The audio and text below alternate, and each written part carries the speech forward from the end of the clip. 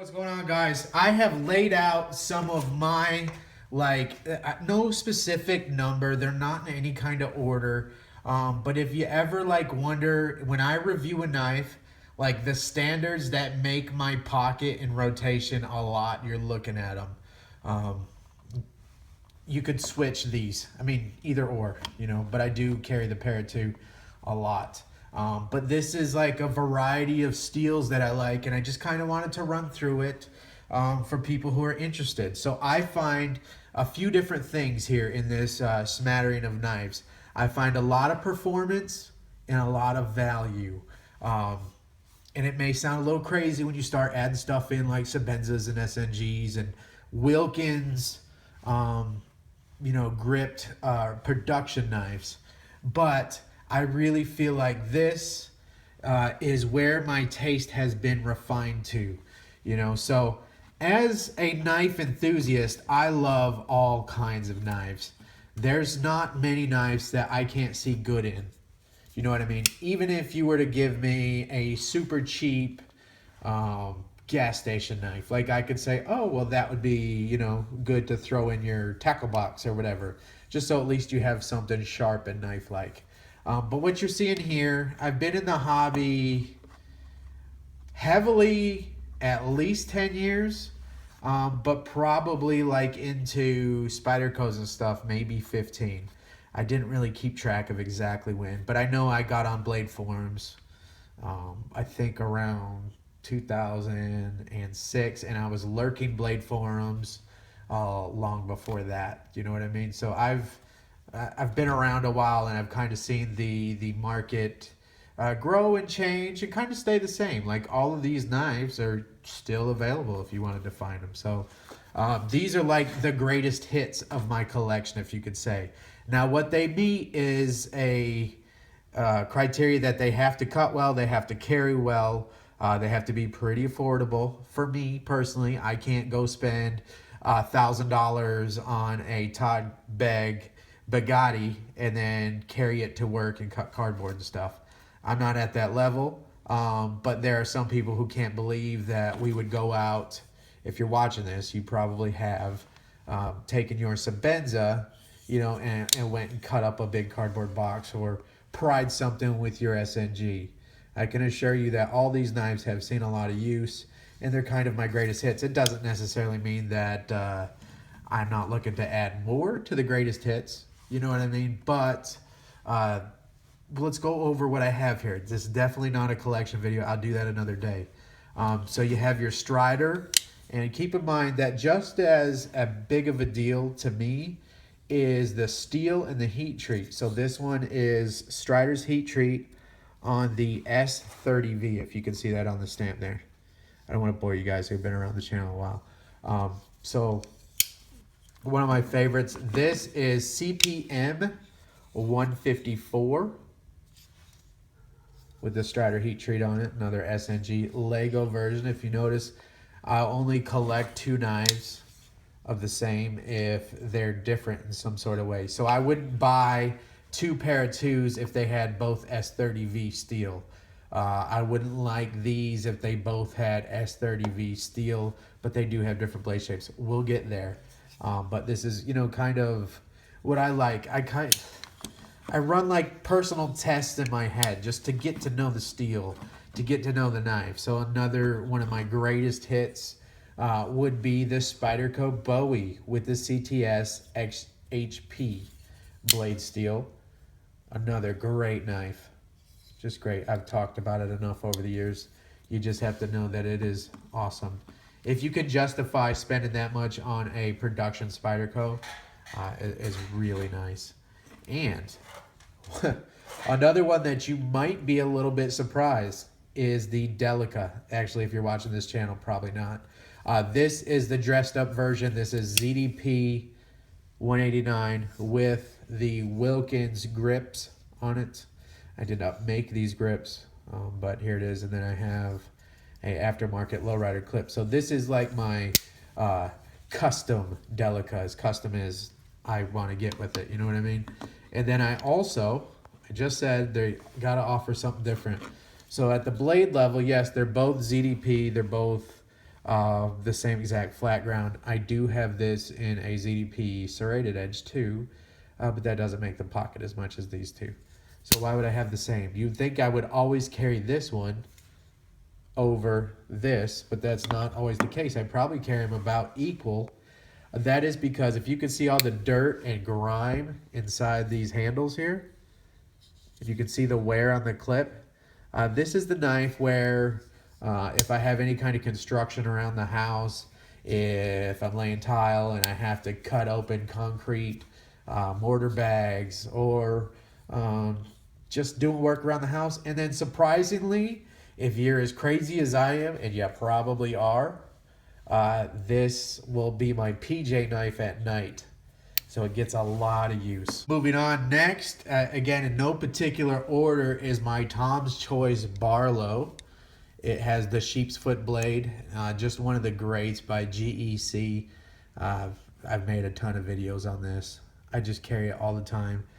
I really don't care how rare it is. It's going to get patina. I'm going to carry it and use it just like it was a $50 knife. It really doesn't matter to me. It's never going to go anywhere, and I really enjoy carrying it. I really enjoy GEC steel, and I also have another 15 here. They are different in that this has the clip point blade. You see patina looking a little rough on that one. Need to have some attention done. I'm going to make a patina video soon too, so keep your eyes out for that. This is 1095 carbon steel. Let this one go a little too far. I may have to polish it and do some work. That might make a really good video, how I would restore that, because I can restore that back to like new. So maybe we'll do that. This lighting setup, I just bumped the tripod again. I apologize. Somebody had mentioned that in one of my other videos. I apologize. If you were to see this setup that I have to reach around in the tripod and all the lights and all that, you would understand why it happens. So anyways, this is something going on with the scales there. Hadn't quite seen that before. But anyways, this is the Talon by GEC. Again, I love the sheep's foot blade. It does offer something a little bit different in blade shape. Same steel, 1095, but this has a more pointy tip here, obviously. Nice and straight blades. Almost cut myself there. Nice and straight blades. Nice. No complaints. I love these. If I were to recommend you a GEC to complement your knife, if you're carrying something with a belly, right? Something with a belly, and you want to go try a 2-knife system, I'd probably recommend a Talon or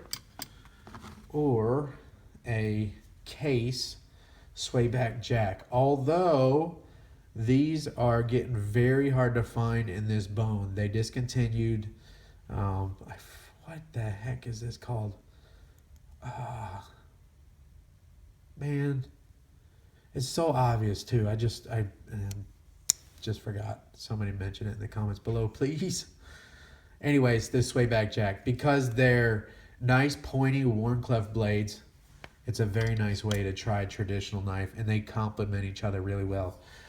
If you have a knife that is a Wharncliffe already as your main carry, then I might recommend something like, me personally, I love these 10s.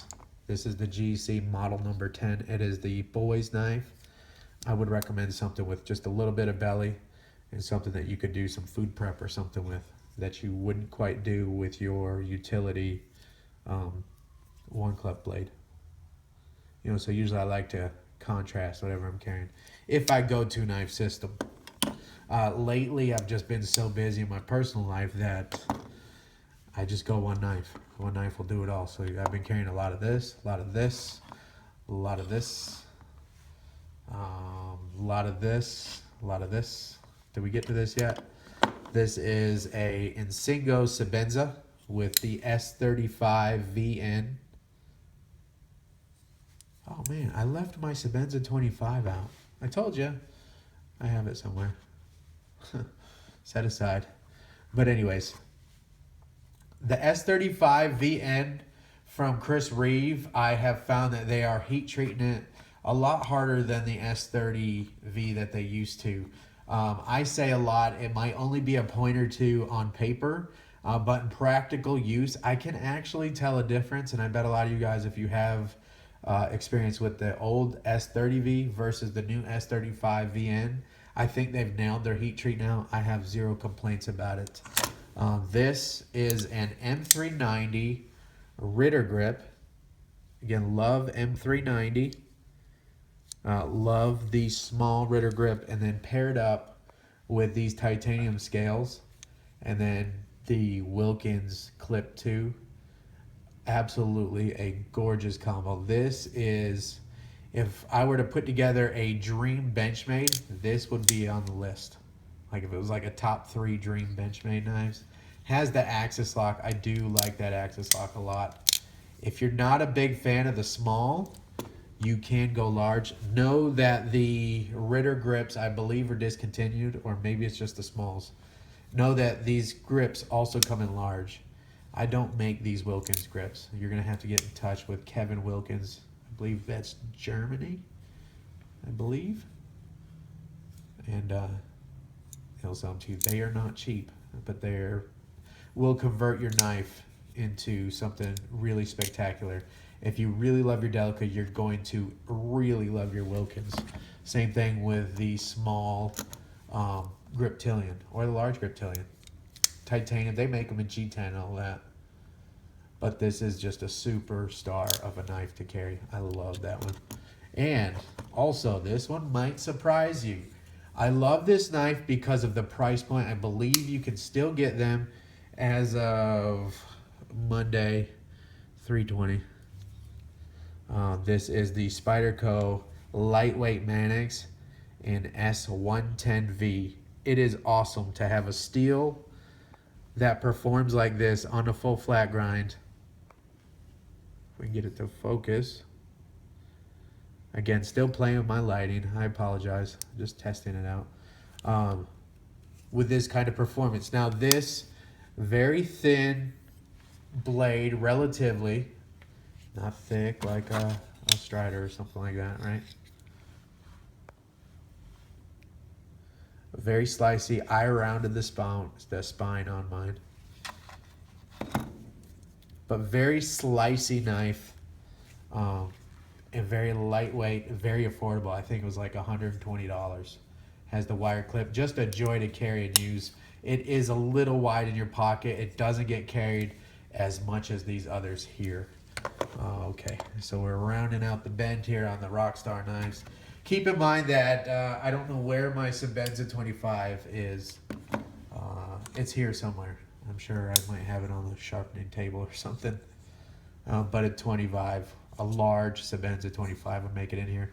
Or I don't have one yet, but the large Inkosi would be a very nice substitute for that 25 as well.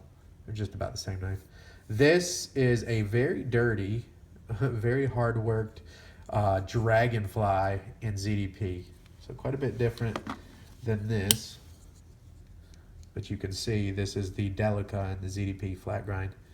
I would say everybody owes themselves to try a Delica. Not a Delica. You do owe yourself a Delica, but in my opinion, a Dragonfly here.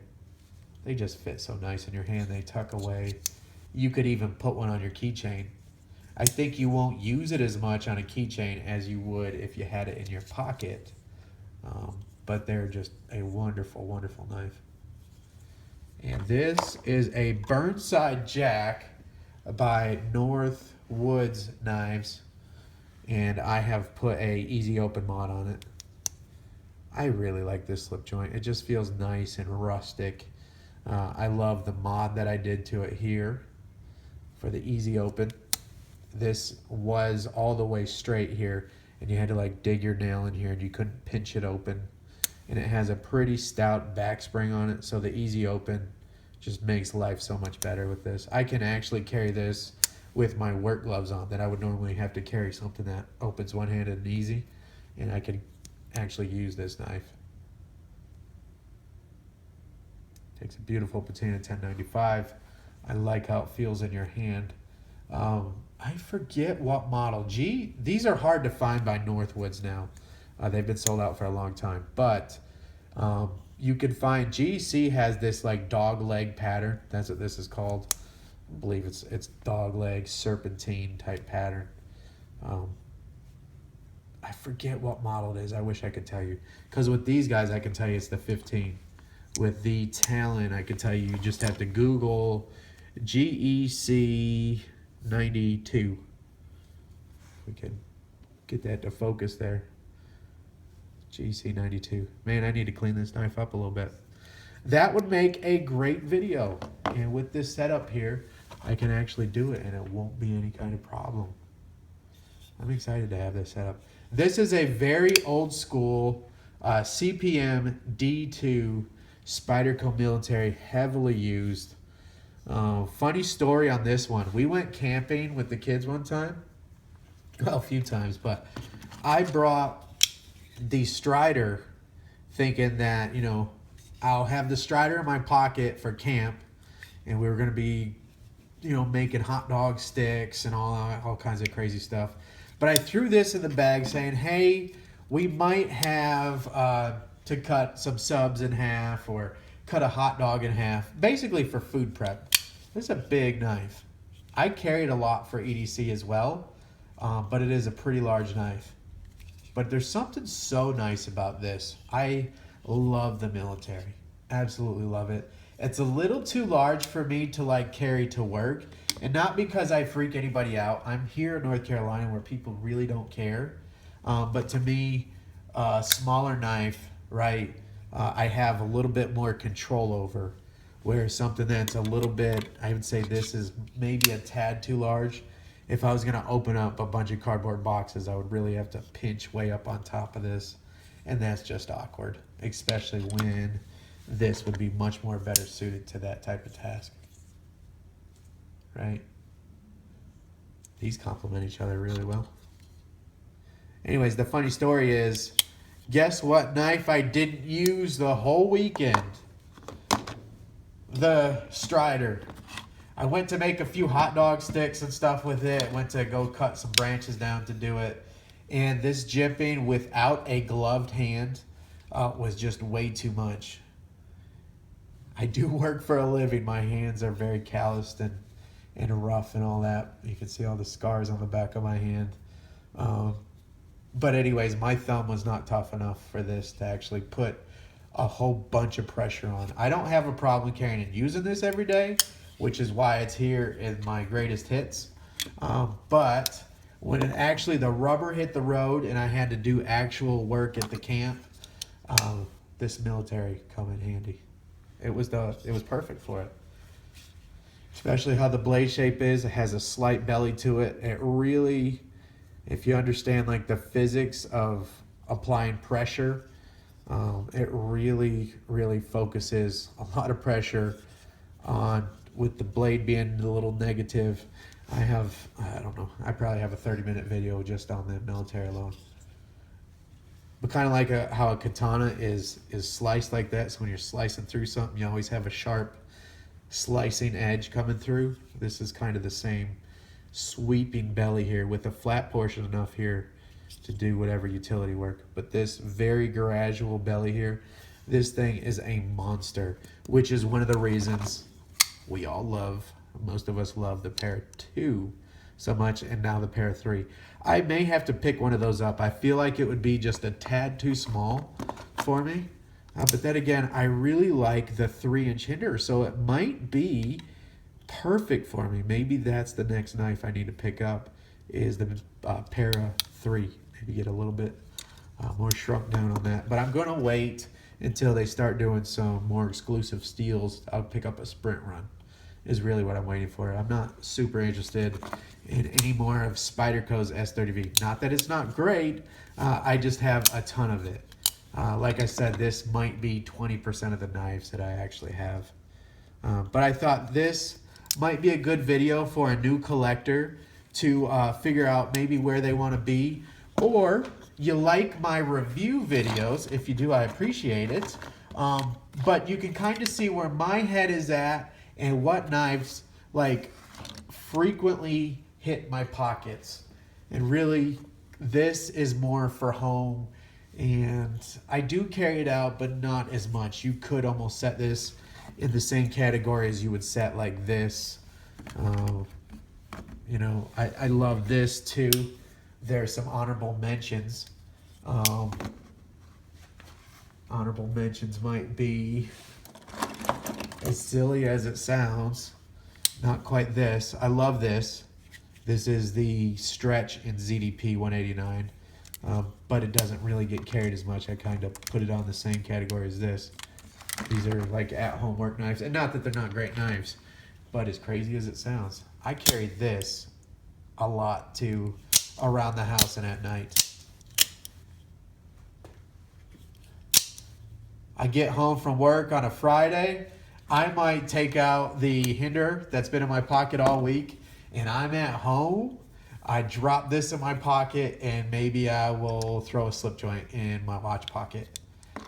And then my wife will holler at me for flicking this thing 1,000 times. This is just an Ultratech. Just a fun knife. Love the Ultratech. But not legal to carry where I am. This is also Elmax steel. So I do use it to open boxes and cut down cardboard. I know I probably shouldn't, but I definitely am not an operator. I don't carry this around, and I'm not looking to stab anybody. I just feel like this is the Ultratech. When I think out the front, automatic knives, I think dagger, sharpened on both sides. And I don't know if this really does it for me. So there it is, my greatest hits. Let's go ahead and swap that for the Manix, because I really do. This probably gets more pocket time than this, even though this is a great knife in its own right. But if you were to ask me a beginner collector where you might want to start, I would say pick up any of these excluding this. In my opinion, you're going to have an awesome knife. Obviously, that is the Victorinox Cadet. So that's it, guys. Have a good day. I appreciate you hanging out. See ya.